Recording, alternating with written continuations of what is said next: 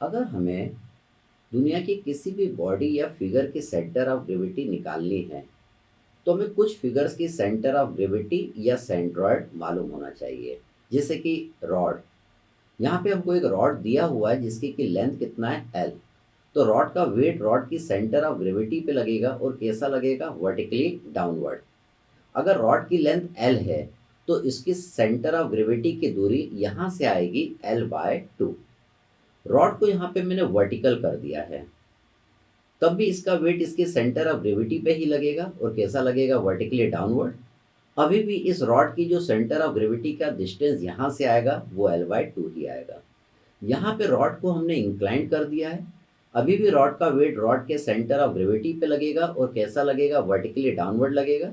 अगर रॉड की length L है तो इसके सेंटर ऑफ ग्रेविटी का डिस्टेंस यहाँ से L/2 आएगा। इससे ये प्रूफ होता है कि गिवन बॉडी का वेट हमेशा गिवन बॉडी के सेंटर ऑफ ग्रेविटी पे लगता है और कैसा लगता है, वर्टिकली डाउनवर्ड। गिवन बॉडी को रोटेट करने से गिवन बॉडी की सेंटर ऑफ ग्रेविटी कभी भी चेंज नहीं होती है। अगर बॉडी की सेंटर ऑफ ग्रेविटी L/2 पे है तो अगर आप उसको वर्टिकल बना दें, इंक्लाइंड बना दें या हॉरिजॉन्टली रखें, उसकी सेंटर ऑफ ग्रेविटी हमेशा L/2 पे ही रहेगी। यहाँ पे हमने एक रेक्टेंगल लिया है, रेक्टेंगल के इस साइड को हमने बी बोला है और इस साइड को हमने डी बोला है।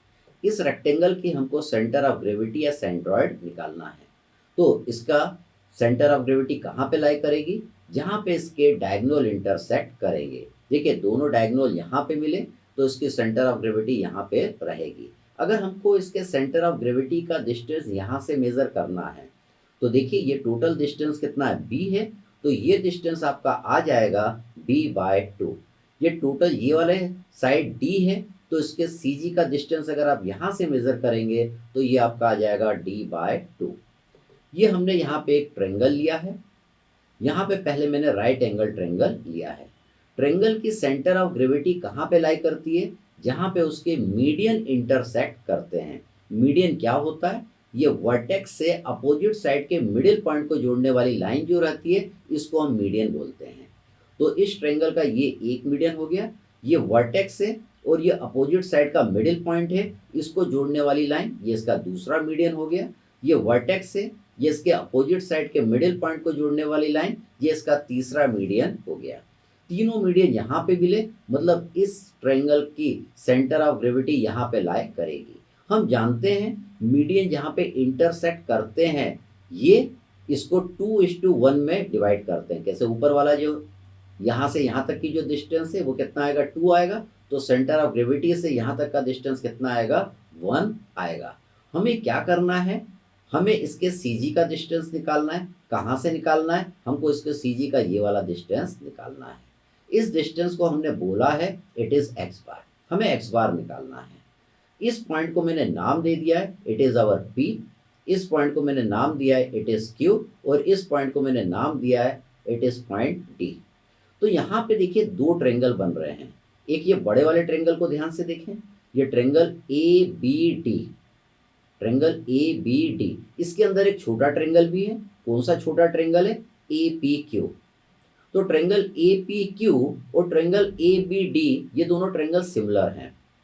Triangle A P Q is similar to triangle A B D. अगर ये दोनों ट्रेंगल सिमिलर हैं तो हम क्या लिख सकते हैं, P Q upon B D is equal to A Q upon A D हम लिख सकते हैं। देखिए हमने लिख दिया P Q upon B D is equal to A Q upon A D. तो हमें पी क्यू क्या है, एक्स बार के जितना है, और बी डी को अगर हम ध्यान से देखें तो ये B/2 आएगा। टोटल ये बी है और ये जो लाइन है ये मीडियन है। मीडियन क्या होती है, वर्टेक्स से अपोजिट साइड के मिडिल पॉइंट को जोड़ने वाली लाइन मीडियन होती है।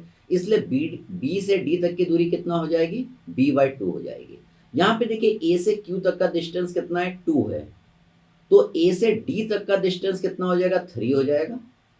क्यू से डी तक का डिस्टेंस 1 है, क्यू से डी तक का डिस्टेंस कितना है, 1 है। हमें तो ए से डी तक का डिस्टेंस निकालना है, तो 2 + 1 कितना हो जाएगा, 3 हो जाएगा। इसलिए ए डी आपका 3 हो जाएगा। मतलब आप इसको लिख सकते हैं x bar upon B/2 is equal to 2/3। इससे हमको एक्स बार की वैल्यू मिल जाएगी। एक्स बार कितना मिलेगा, B/3। एक्स बार क्या है, इस राइट एंगल ट्रेंगल के सी जी का डिस्टेंस यहाँ से जो लिया है हमने, इसको हमने एक्स बार बोला है। इसको मैं मिटाता हूँ।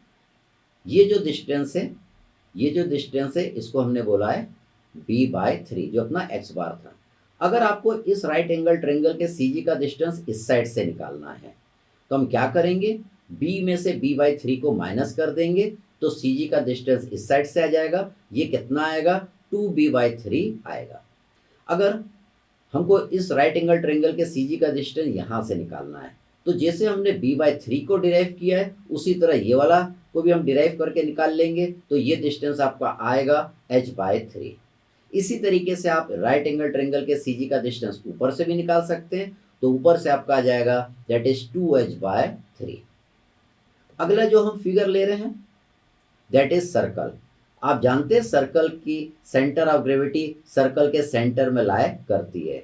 हमको इसके सेंटर ऑफ ग्रेविटी का डिस्टेंस निकालना है। कहाँ से निकालना है, एक तो नीचे से निकालना है, यहाँ से। ये किसके जितना होगा, ये इसके रेडियस के जितना होगा, दैट इज r।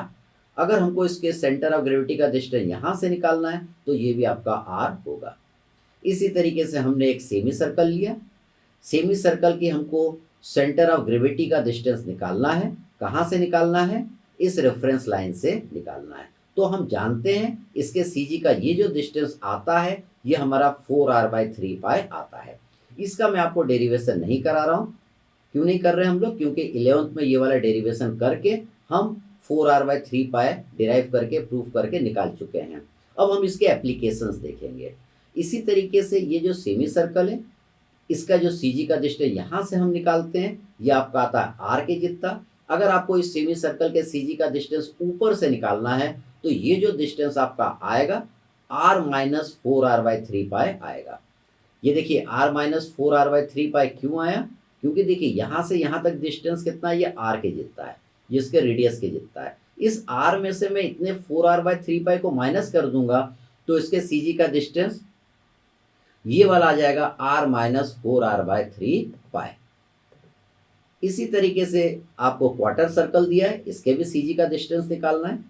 तो क्वार्टर सर्कल की ये सी जी है, इसका डिस्टेंस हमको इस रेफरेंस लाइन से निकालना है। तो इसके सी जी का डिस्टेंस नीचे से आता है 4r/3π। इसके सी जी का डिस्टेंस यहाँ से भी आता है 4r/3π। ये क्वार्टर ऑफ सर्कल है। तो यहाँ से अगर आपको इसके सी जी का डिस्टेंस निकालना है, तो ये पूरा तो इसका रेडियस होगा, यहाँ से लेके यहाँ तक, ये इसका क्या होगा, रेडियस। r में से मैं 4r/3π को माइनस कर दूंगा, तो ये आपका आ जाएगा r-4r/3π। कुछ फिगर्स हम और देखते हैं। जैसे ये क्वार्टर ऑफ इलिप्स है, इलिप्स का हमने क्वार्टर किया है। पिछले उसमें हमने क्वार्टर ऑफ सर्कल किया था।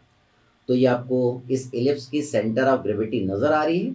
इसके सेंटर ऑफ ग्रेविटी का डिस्टेंस यहाँ से हम निकालते हैं, तो ये आता है 4a/3π।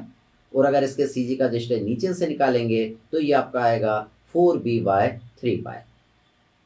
ये आपका हेमिस्फीयर है। हेमिस्फीयर की सी जी का डिस्टेंस यहाँ से आता है 3r/8। इसी तरह कोन है, कोन के अगर कोन की हाइट h है, तो इसके सी जी का डिस्टेंस हम यहाँ से मेजर करते हैं, ये आपका आता है h/4।